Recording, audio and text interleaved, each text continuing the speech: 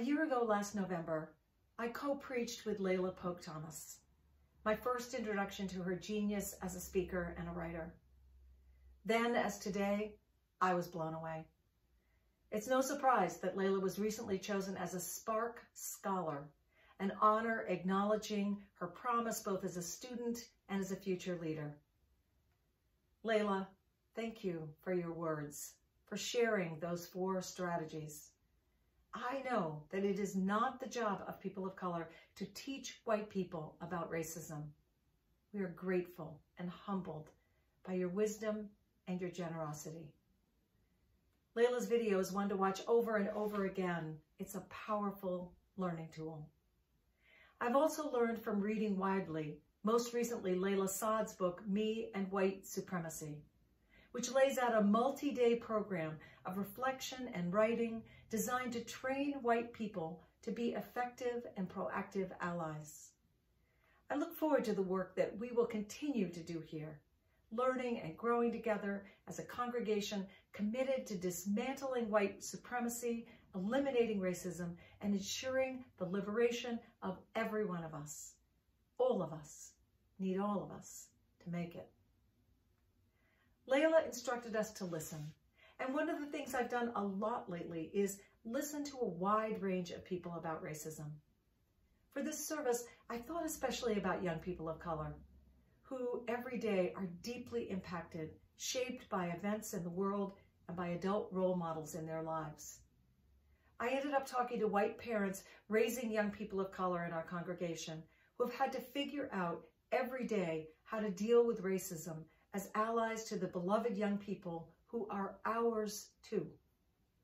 I wanted to share a couple of stories and insights that offer more powerful lessons. One parent had this to say: I've been thinking about everything over the last 14 years with the kids. There's a million little things that have happened, a million little things that have been said, a million little things that the kids and I have talked about. The last 14 years, I've just learned to be there and shut up and listen. There's been no screaming racism. There's just been a million quiet whispers of it. I don't know if I'm an ally, bystander, witness. I don't have it figured out. Some days I think I'm okay. Some days I think I'm doing things horribly wrong. I guess the thing I've learned from the kids is when they say something, I believe them. When they feel something, I believe it's true and real. I don't try to write it off. I found that message so moving. A million little things, many of them likely what we call microaggressions. I imagine people giving a questioning look from the parents' white face to their children's brown faces, touching their hair, wanting to know how they joined their family. These are all things that I heard from parents I spoke to. Little things maybe, but they add up to a world of hurt. Shut up and listen. Believe what they tell you. When they feel something, believe them. This is great advice for all parents, really. But as allies to young people, to all people of color, this is important.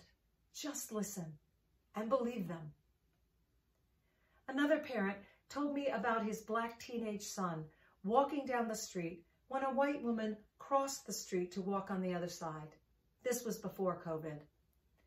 This beautiful young man, again, one of our children, told his parents that it was his fault because he was wearing a hoodie.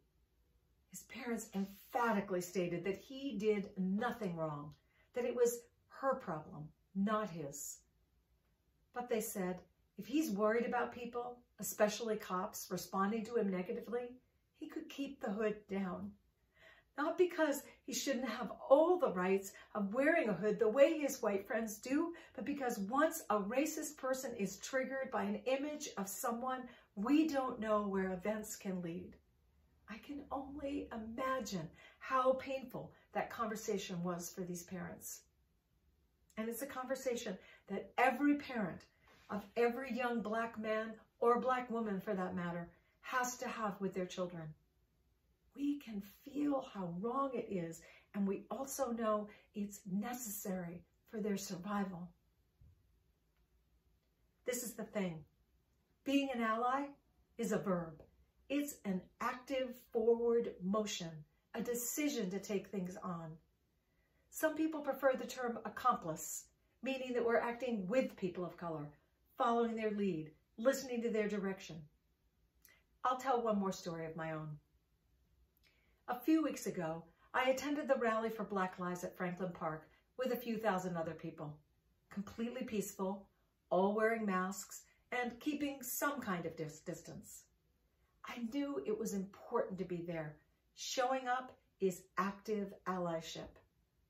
I am an activist, so I wore my clergy collar, as many of us do for protests, identifying us in a way that sometimes proves useful. Toward the end, the police showed up, first in a van, and then 50 or so bicycle cops. I was standing up on a flat stone bench so I could stay distanced and also see what was happening. I witnessed a yelling confrontation between the mostly Black and young adult demonstrators and the police, and I made a decision right from my heart, without even giving it much thought.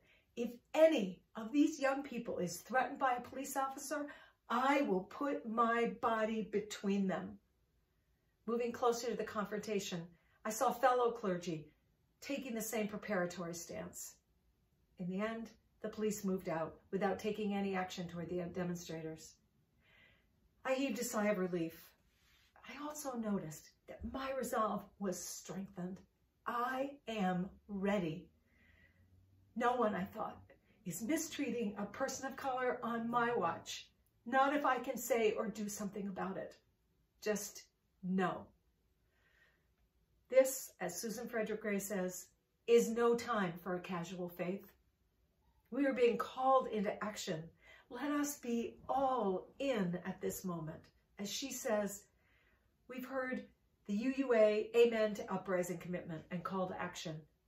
Some of it may sound extreme, defunding the police, abolishing ICE and the prison system. Let's listen and learn. These are the voices of our Black UU siblings speaking to us. When we choose to take action, to move forward the goals of people in the most marginalized groups, it is deeply connected to our spiritual development, deeply connected to our most cherished values as UUs, as members of First Parish. I will stand with you. Will you stand with me? Because all of us need all of us to make it. Most of us trying to be allies, accomplices against racism, well, we're just trying most of the time not to just keep stepping in the stupid, as I heard someone say recently. We still have to try things, to learn, to interrupt, to be willing to make mistakes and try again. Just like any skill, it takes practice. And there is internal work for us to do too. It may sound crazy to talk about the suffering of privileged people, but our isolation, our shame, our numbness disconnect us from each other and from our beloved siblings of color.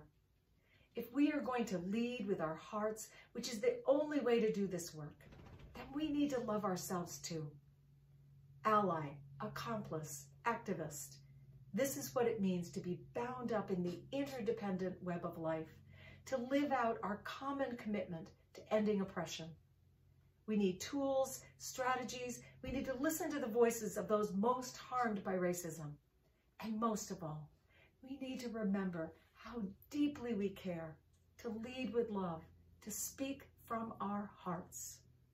Beloveds, I am all in. I look forward to more thinking and talking and taking action together, all in the name of love and justice and freedom for us all. Amen, and blessed be.